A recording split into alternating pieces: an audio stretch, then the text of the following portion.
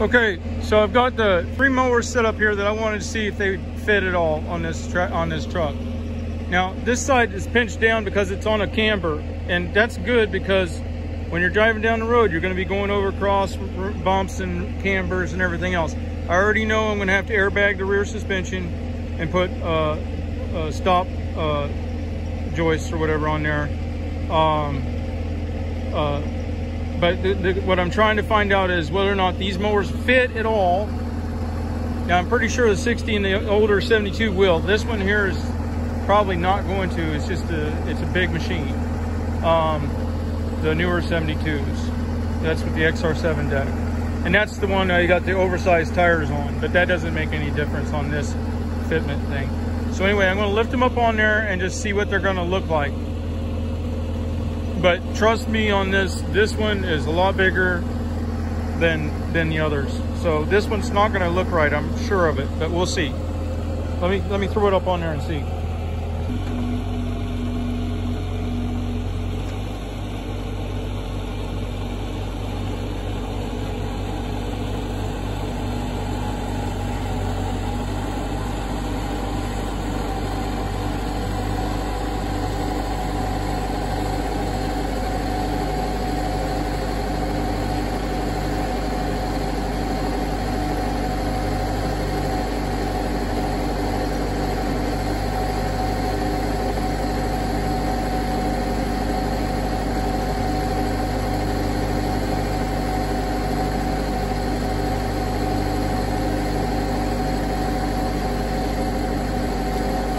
It looks like it would fit.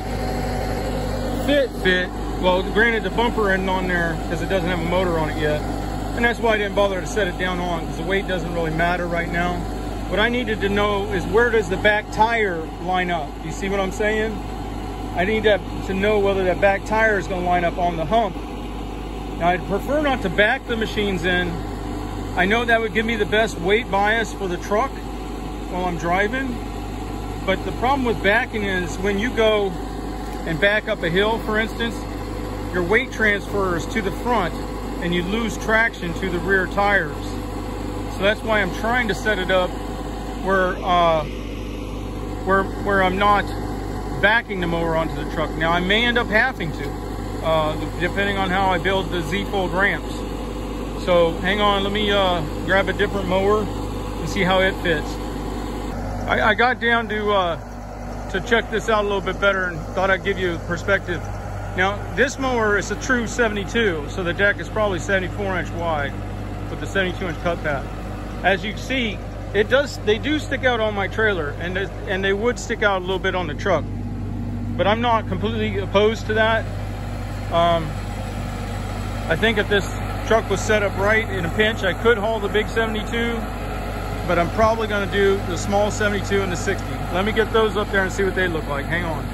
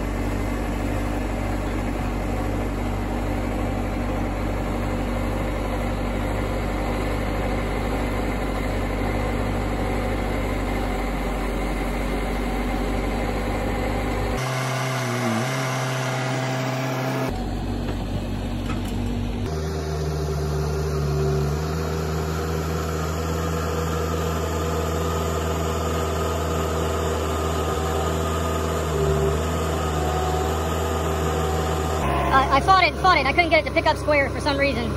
But as you can see, that one's going to fit fine. Unfortunately, because it wasn't square, I didn't realize I was a little far forward on that one side. And I put just the slightest little dent on the back of the truck. If I finished my headache rack, I wouldn't have done that. And when I do finish it, it'll cover that up. So, I mean, it's a 400,000 mile work truck. It's got 420,000 miles on it. So, it's not the last It's not the first dent, and it won't be the last either, you know. So anyway, that one's gonna fit quite easily, the little 60. Now I'm gonna try the 72, the small 72. Let me try it.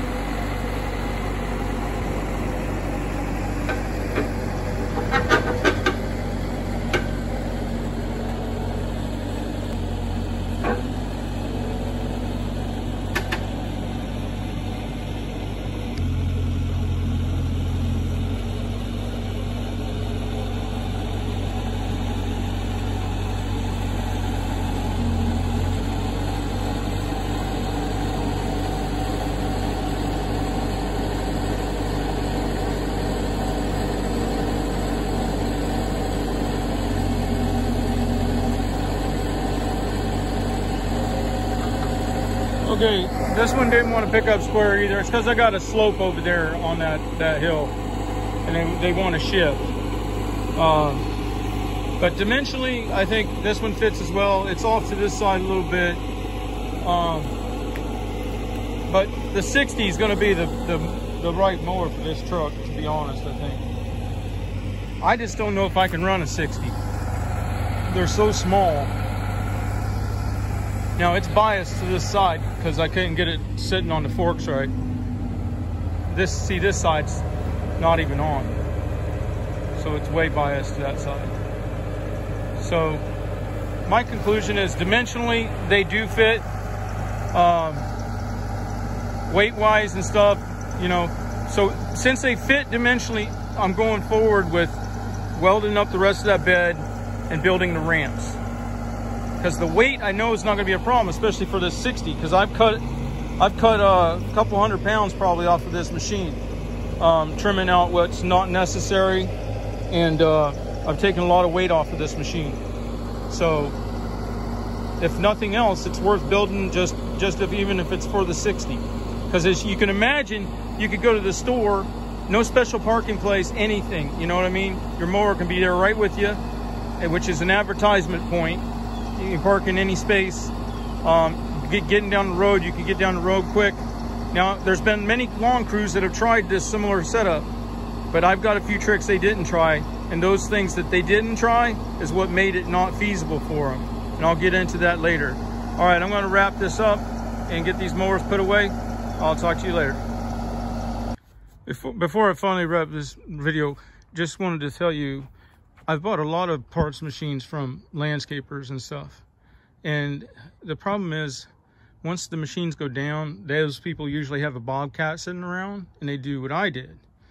And if you're ever buying from a landscaper a parts machine, watch out, because they'll have that thing bent in so many different ways and destroyed that the machine really isn't worth anything. Now, I know front and back, top to bottom, what my machine looks like underneath and everything, but as a for instance, I've had one where, see those two lateral bars that run across there that are the support stays? They add structure for the wheel motor mounts, and they act as the carrier for the push bar for the deck, these two bars. Somebody had apparently moved one around and gotten the forks twisted where the forks had gotten between those two bars, and those two bars were bent and mangled every which direction. And also the decks get hit and ruined. There'll just be some crazy damages you'll never see on a machine typically from being moved around. So if you're buying one that's been moved around by the forks, make sure you look for that kind of damage, and look especially on the deck for the baffles underneath. Make sure they're not completely screwed up. All right, have a good day.